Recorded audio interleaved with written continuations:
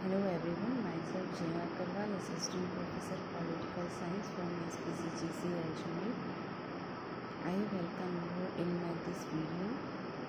This is paper second or BA part second, and name of the paper is Indian Political System.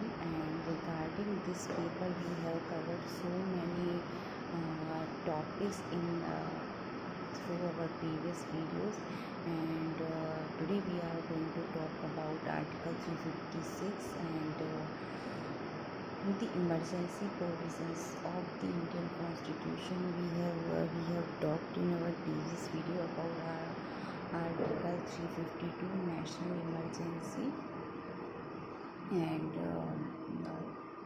today we are going to study about the Article 356, that is related to the emergency due to constitutional breakdown, or also known as state emergency or president's rule in a state. So regarding Article 356, in this video we will study about the proclamation or the circumstances that require the proclamation of this type of emergency. Second one is proclamation in proclamation. Next one is how to impose, and next one is the procedure which is to be followed for the proclamation, for the execution of this type of emergency. And we will talk about regarding the some of the amendments of the Indian Constitution regarding president's rule, and last one we will study about the effects and how the Indian political system or the political system established by the Constitution, so the necessary changes which that happen when the state emergency is in operation. So let's start. Today we are going to study about the Article 356, that is related to the emergency due to constitutional breakdown under the Indian Constitution. It is the duty of the Union government to protect the states from all possible external aggression and internal disturbances, and to ensure that the government of the states is carried on in accordance with the provisions of the Constitution.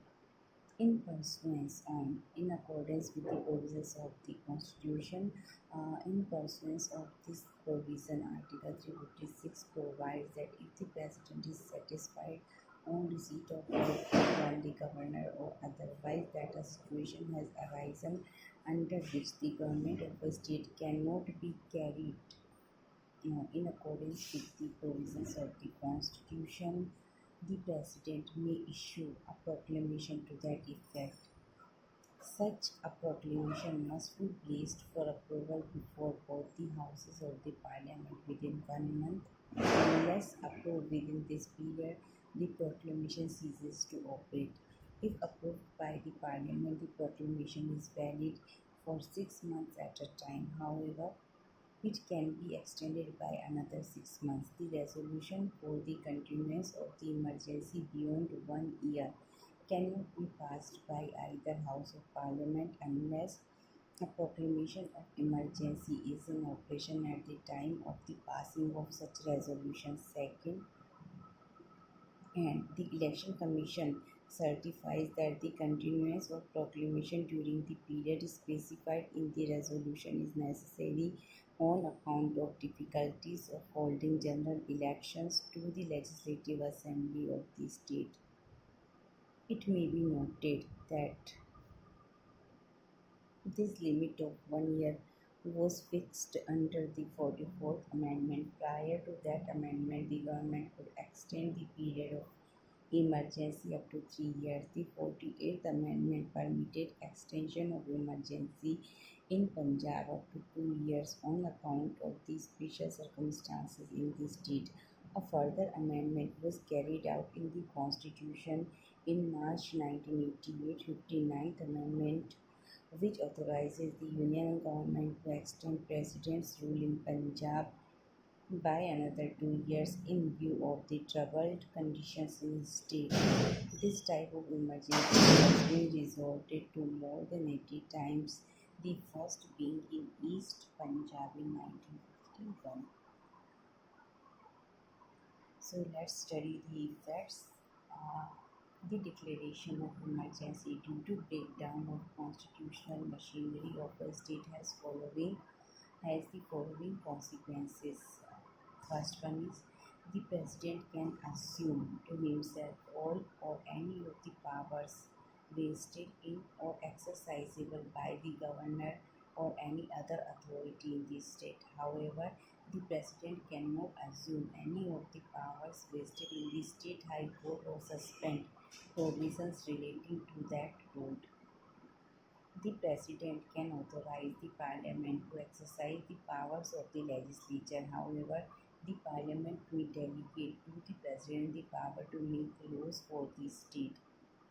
Third one is the President can make such incidental and consequential provisions as may appear to him to be necessary or desirable for giving effect to the object of proclamation. Thus, like general emergency arising out of aggression or internal disturbances, the emergency arising out of failure of constitutional machinery in a state, the effect of suspending the autonomy of the state concerned and bringing it completely under authority of the Union in all legislative and executive matters. The rights of the people of the state concerned are not affected by this emergency.